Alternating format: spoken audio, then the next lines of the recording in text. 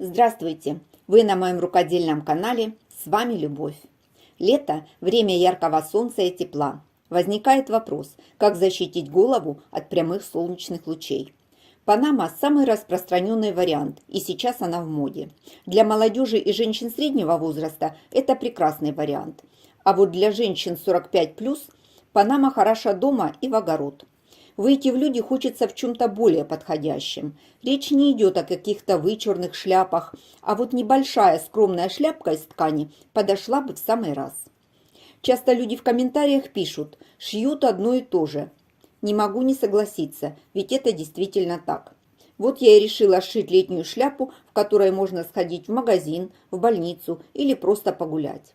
За основу возьму выкройку все той же панамы. Ее уже многие знают, и построить ее очень просто. Для этого понадобится всего одна мерка – обхват головы. Замер делаем с небольшим припуском, чтобы было удобно. У меня объем 55 и 1 см беру на свободу облегания. 56 см делю на 2, получается 28 см. Строю прямоугольник длиной 28 см и высотой 8,5 см. Это тулья. И второй прямоугольник. Длина такая же, а высота 6 см. Взяла среднюю. Это для полей. На первом прямоугольнике с каждой стороны откладываю по 1,5 см. Делю прямоугольник пополам и по намеченной линии вниз от каждой стороны откладываю по 1,5 см. Оформляю боковые линии. Полученные точки по верхнему срезу соединяю плавной линией. Также оформляю нижний срез. Тулья готова. Теперь поля. Прямоугольник делю на 8 равных частей и провожу линии. И сейчас рассчитаю диаметр для дна, чтобы вырезать все вместе. Замеряю верхний срез на тулье. У меня 25,5 см. Делю его на 3/14. Получается приблизительно 8 см. Это радиус. Одно в диаметре будет 16 см. Складываю лист пополам и вырезаю детали. Это выкройка тульи. Она уже готова. Углы 90 градусов. С полями нужно еще поработать. Разрезаю по линиям, не доходя до края, пару миллиметров. Беру лист бумаги. Фиксирую у края под прямым углом первый отрезок. Откладываю 1 см и при помощи клея-карандаша приклеиваю второй. Откладываю еще 1 см, фиксирую следующий отрезок. Так продолжаю до самого края. Расстояние между отрезками можно увеличить, тогда поля будут более горизонтальными. Разница между верхом и низом получилась 7 см. Это более прямые поля. Сейчас такие в моде. Вырезаю.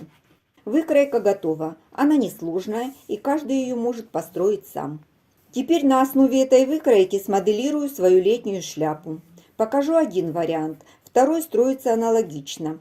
В конце на готовом изделии покажу разницу. Взяла бумагу, прикладываю выкройку для полей и обвожу по контуру. Поля в моей модели будут асимметричными. Определяю сгиб. Это будет передняя часть. Добавляю 1 см вниз. Сзади от нижнего среза вверх откладываю 2 см. Соединяю новые точки плавной линией. Бумага у меня с разметкой, и чтобы было лучше видно, обведу контур маркером. Прикладываю выкройку для тульи и обвожу по контуру. Определяю переднюю часть выкройки. От верхнего среза вниз откладываю 1 см. Сзади к нижнему срезу добавляю 1 см. Соединяю полученные точки. Обвожу полученную деталь. Дно тоже буду моделировать. Обвожу и делю на 4 равные части. Определяю перед детали и по бокам откладываю по 1 см к центру. Соединяю плавной линией. Голова у нас все-таки не круглая, а овальная, и такая форма будет смотреться более органично. Вырезаю все детали. Выкройка готова. Для пошива взяла сатин и компаньоном к нему хлопчатобумажную ткань в горошек. Для второй модели суровую вязь. Если есть возможность, лучше, конечно, взять лен. Кружево для отделки, оно тоже хлопчатобумажное. И джинсовая рубашка из летнего катона. Взяла выкройку, которую построила. Вырезала детали с припусками на швы. Для ткани перед раскроем обязательно провожу декотировку. Ткани разные, усадка будет тоже разная, и после стирки изделие деформируется. При раскрое тульи нужно учесть направление долевой нити. У меня ткань позволила, и детали полей я выкроила со сгибом одной целой заготовкой.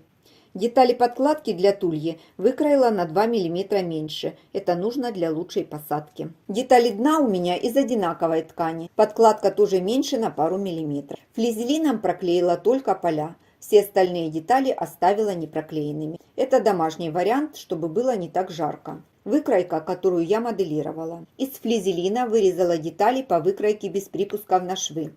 Приклеила на ткань. Деталь тульи буду кроить со сгибом. Детали полей не забывайте кроить в зеркальном отражении. Еще поля и донышко. Вырезала 2 детали дна с припусками. Одна проклеена флизелином, вторая на 2 мм меньше. 2 детали тульи. Одна проклеенная, вторая на 2 мм меньше. И 4 детали полей. Все проклеены, все одного размера, везде добавлены припуски. Пошив буду показывать на этом изделии. Он аналогичен, разница только в отделке. На лицевую деталь тульи пришила кружево. От низа отступила 1,5 см. Детали полей соединила попарно. На всех деталях стачаю боковой шов. Проложила строчку. По краям поставила закрепки. Припуски разутюжила в разные стороны. Сборку начну с полей. На лицевую сторону по нижнему срезу прикладываю кружево. Фиксирую зажимами. Стыкую на шве. Края увожу за припуски. Прикладываю вторую деталь полей лицом к лицу. Совмещаю швы и фиксирую теми же зажимами. Прокладываю строчку по кругу. Если сложно сшивать таким образом, сначала пришивайте кружево на одну деталь, а затем соединяйте со второй. Срезаю лишнее кружево. Выворачиваю, выправляю шов. Прокладываю строчку. Проложила отделочную строчку нитками в тон ткани. Длина стежка 3,5 мм. Концы нитей вывела на нижнюю сторону полей, завязала и при помощи иглы спрятала между слоями тканей. Так будет все аккуратно. Когда соединяла детали тульи, на подкладке оставила отверстие для выворачивания. Размер оставила максимально большой. Размечаю контрольные точки на всех деталях. Беру деталь тульи, прикладываю лицом к лицу, соединяю контрольные точки и потом между ними. Также соединяю детали подкладки. Проложила строчку со стороны дна. Так мне удобнее регулировать процесс. Делаю небольшие надрезы на припусках. Выворачиваю, выправляю шов. Повторяю все так же на подкладке. Припуски отогнула на сторону дна и проложила строчку. Соединяю с полями подготовленные детали. Вставляю подкладку внутрь полей, лицом к лицу. Совмещаю швы. Фиксирую одну часть полей с подкладкой. Совмещаю контрольные точки. Ставлю зажимы. Прокладываю строчку. Одну сторону полей соединила. Теперь также соединяю вторую часть с основной деталью. Чтобы удобнее было работать, поднимаю поля и внутрь вставляю верх шляпы лицом вниз. Совмещаю швы и контрольные точки. Прокладываю строчку. Проложила строчку. Важно, чтобы припуски при стачивании были одного размера. Расправляю изделие и через заставленное отверстие выворачиваю. Если на полях не будет отделки и не нужно делать перекат, детали верха и подкладки можно собрать отдельно. Вставить их друг в друга лицом к лицу и соединить нижний край полей. Затем вывернуть через техническое отверстие. Вывернула изделие на изнаночную сторону.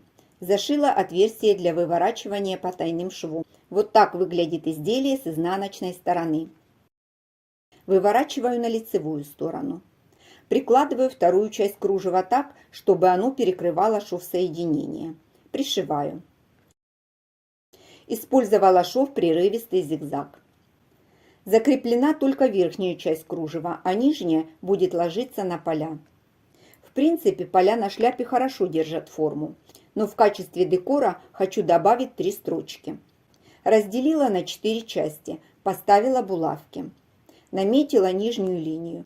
Остальные буду делать аналогично. Закончила пошив. Проложила строчки нитью в тон ткани. Ширина 3,5 мм. все так же, как на первом отделочном шве по краю. Покажу вторую модель. Она сшита по такой же выкройке, но поля я в ней слегка изменила. Припуски отогнула на сторону тульи и отделочную строчку проложила по тулье. Сделала специально разные варианты, чтобы была возможность выбора. Мне этот вариант нравится больше. Немного о выкройке полей. Вот эта выкройка полей, которую я моделировала, изначально раздвигая отрезки на 1 см. По ней я сшила вот эту шляпу. Для второго варианта я сделала сдвиг 1,5 см и затем моделировала выкройку. Наглядно видно, изгиб совсем другой, поля получатся более горизонтальные. Сшила оба варианта, чтобы можно было посмотреть, как это выглядит, и сделать выбор. А может и не стоит делать этот выбор, а сшить оба варианта под разные образы. Вот эта панама сшита по первоначальной выкройке без изменения. Внутри подкладка под цвет полей. В ней буду работать в огороде.